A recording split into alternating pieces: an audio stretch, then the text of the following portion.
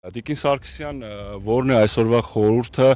եւ բացի անմեղ զոհերի հիշատակը ոգեկոչելուց մենք Հայաստանը ինչ քայլեր պետք է անի հայոց ցեղասպանության ճանաչման գործընթացում։ Գիտեք, կարծում եմ, եթե մենք այսօր մեզ հարց տանք, թե պատմական ինչ հրամայականի առջև է կանգնած այսօր հայկական պետությունը եւ հայ ժողովուրդը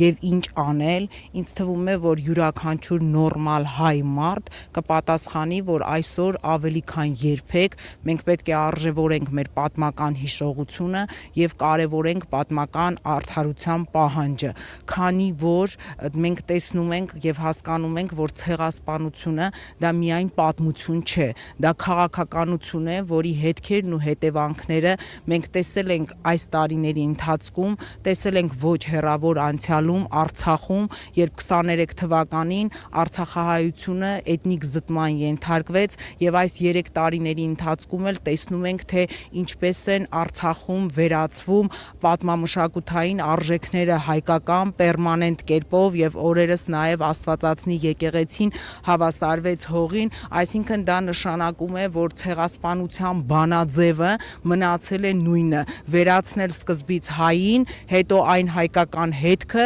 որը ոչ մի հիշողություն հետո հայի մասին չլինի։ Բանաձևը փոխվել է, բանաձևը մնացել է նույնը, փոխվել են լուծումները։ Եվ ես այսօր կարծում եմ, որ հայ ժողովուրդը պետք է գիտակցի, որ հայոց ցեղասպանությունը մեր ինքնության մի մասն է, մեր գենետիկ հիշողությունն է, որը խմբագրելու, ջնջելու կամ ուրանալու դեպքում մենք վտանգ ունենք նոր ցեղասպանությունների առջև կանգնել։ Իսկ քաղաքական առումով այդ քաղաքականությունը կարող է գալ հասնել այն վերջնակետի, որ մենք Հայաստանի փոխարեն տեսնենք վերջում Արևմտյան Ադրբեջան։ Եվ հայ մարդը, հայի գեն կրող մարդը դա պետք է այսօր գիտակցի եւ հասկանա։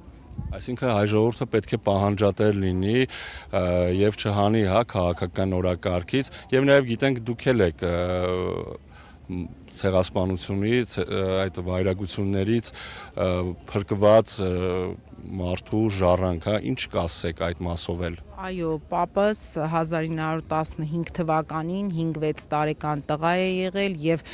քրոջ հետ մազապուրծ փախել են, որովհետեւ ծնողներին իրենց աչքի առաջ սպանել են եւ ես այո գտնում եմ, որ դա միշտ պետք է լինի մեր արտաքին քաղաքական օրակարգի առաջնահերթություններում, ոչ թե հակառակը, այդ հիշողությունը եւ այդ պատմական արդարացի պահանջը մենք պետք է փոխանցենք մեր զավակներին, թոռներին եւ մյուս սերունդներին, քանի որ արդեն տեսնում ենք նույնիսկ աշխարհում 40-ից ավել երկիր ճանաչել է հայոց ցեղասպանությունը, մենք հայերս պետք է միշտ հիշենք, որ այդ կարգախոսը մեզ համար հիշում եմ եւ պահանջում եմ պետք է լինի առաջնահերթություն։